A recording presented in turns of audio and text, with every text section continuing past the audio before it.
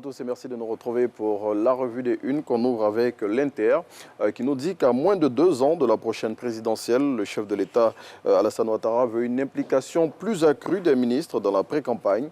Et pour ce faire, le confrère révèle qu'il leur a donné des instructions dans ce sens et toujours dans la perspective du scrutin présidentiel à venir. L'Inter ajoute que les réformes au sein du RHDP vont connaître un coup d'accélérateur. Plus de précisions dans le numéro de ce jour du quotidien qui va au-delà de l'info. Fratmat à présent, à l'instar du binôme café-cacao aujourd'hui, dans les années à venir, l'élevage pourrait devenir l'un des secteurs clés de l'économie ivoirienne. C'est l'une des déclarations fortes faites par le ministre des Ressources animales et halieutiques qui était l'invité des rédactions de Fraternité Matin hier.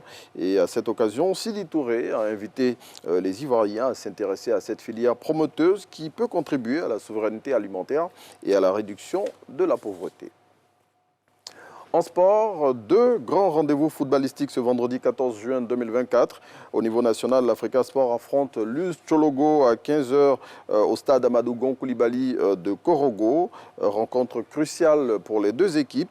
En cas de victoire, les Oyer retrouveront l'élite du championnat ivoirien après 2 saisons passées en Ligue 2. Et de son côté, l'US Tchologo a impérativement besoin de s'imposer pour se maintenir en Ligue 2. Et puis au niveau international, c'est aujourd'hui que démarre l'Euro 2024 en match d'ouverture, la rencontre Allemagne-Écosse. Et tous ces 2 rendez-vous sportifs sont à suivre sur les chaînes du groupe RTI. Et puis, on referme cette semaine de la revue des Unes avec Biche qui nous dit que la force de la femme, c'est sa bouche, quand celle de l'homme réside dans sa poche.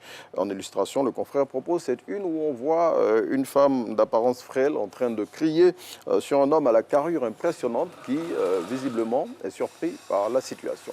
C'est ici qu'on s'arrête pour cette semaine de la revue des Unes.